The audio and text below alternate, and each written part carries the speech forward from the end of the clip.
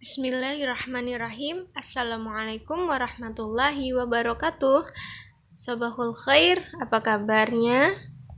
Semoga dalam keadaan sehat ya. Alhamdulillah. Ya, kali ini Ustazah akan menerangkan materi dinia, yaitu pelajaran 4 tentang jenis-jenis air. Perhatikan ya. Nah, anak-anak Soli, apakah kalian tahu siapa yang menciptakan air? Ya, Masya Allah.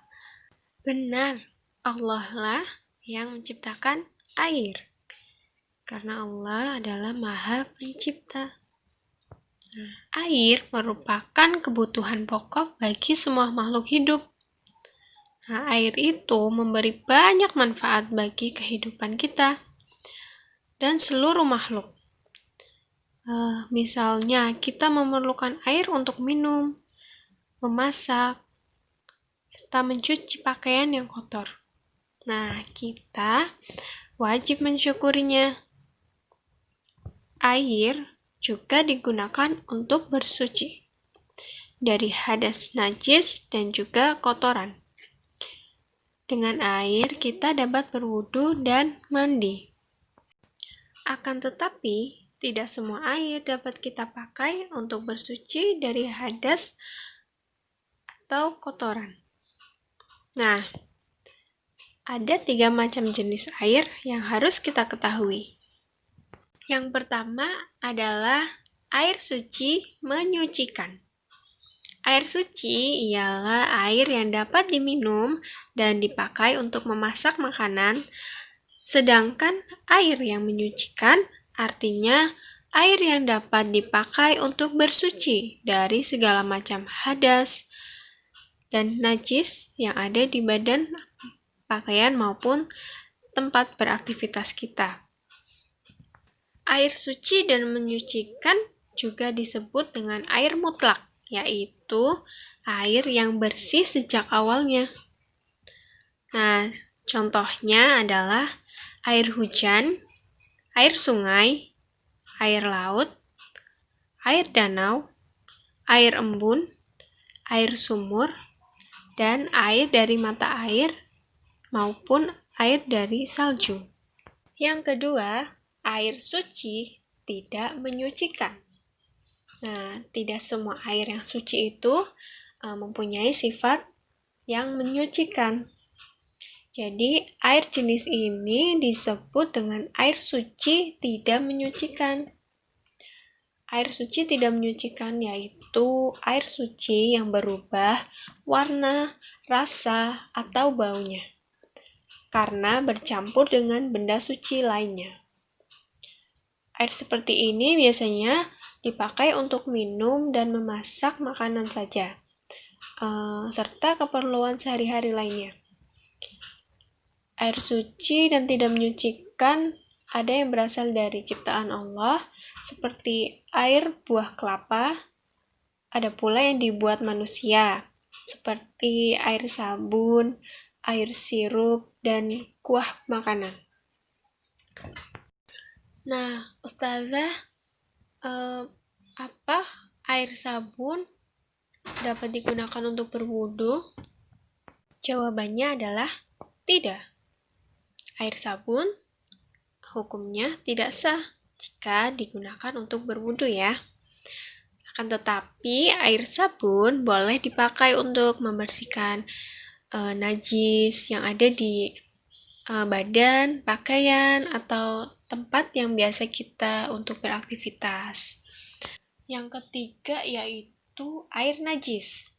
Nah, air najis itu adalah air yang tidak boleh dikonsumsi dan tidak dapat dipakai untuk bersuci ya. Karena mengandung najis. Iya. Nah, contohnya apa, Ustazah? Nah, contoh air najis yaitu air selokan yang kotor. Nah, itu contoh dari air najis. Nah, air najis tidak boleh dikonsumsi, juga tidak boleh dipakai untuk berwudu, untuk mandi, atau untuk mencuci pakaian. Itu tidak boleh. Dan apabila seseorang berwudu dengan air najis, maka wudunya tidak sah ya. Ya. Nah, kemudian ada air yang sejak awalnya itu adalah air najis, yaitu seperti kencing manusia dan hewan.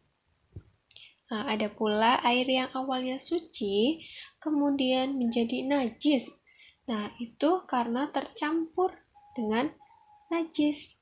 Jadi, air yang awalnya suci, kemudian tercampur dengan najis, jadi itu menjadi air najis ya. Nah, contohnya adalah misalkan air minum, kemudian yang terjilat anjing. Tuh. Nah, jadi contoh air najis ialah yang pertama, air kencing hewan dan manusia. Kedua, air bersih yang dijilat oleh anjing. 3, air kubangan babi. 4, air selokan yang kotor. 5, air pembuangan dari WC. 6, air yang bercampur dengan darah manusia atau darah hewan sembelihan. Jadi, kesimpulannya adalah Allah menciptakan air untuk semua makhluknya. Air ada 3 jenis, yaitu air suci menyucikan, air suci tidak menyucikan, dan air najis. Air suci menyucikan dapat dikonsumsi dan dipakai untuk bersuci dari hadas dan najis. Air suci tidak menyucikan dapat dikonsumsi, namun tidak dapat dipakai untuk mensuci dari hadas. Dan air najis tidak boleh dikonsumsi ataupun dipakai untuk bersuci. Alhamdulillah, sekian penjelasan dari Ustazah. Semoga dapat dipahami dan dimengerti. Dan kalian anak-anak solih, silahkan dibuka buku paketnya Pendidikan Agama Islam. Tugasnya adalah mengerjakan evaluasi halaman 99 dan halaman 100 ya. Nanti difoto dan dikirim ke Ustazah. Sekian penjelasan dari Ustazah. Semoga anak-anak solih selalu diberi kemudahan untuk belajar dan mengerjakan tugas-tugasnya ya. Jazakumullahu khairan katsiran. Wa barakallahu fikum. Wassalamualaikum warahmatullahi wabarakatuh.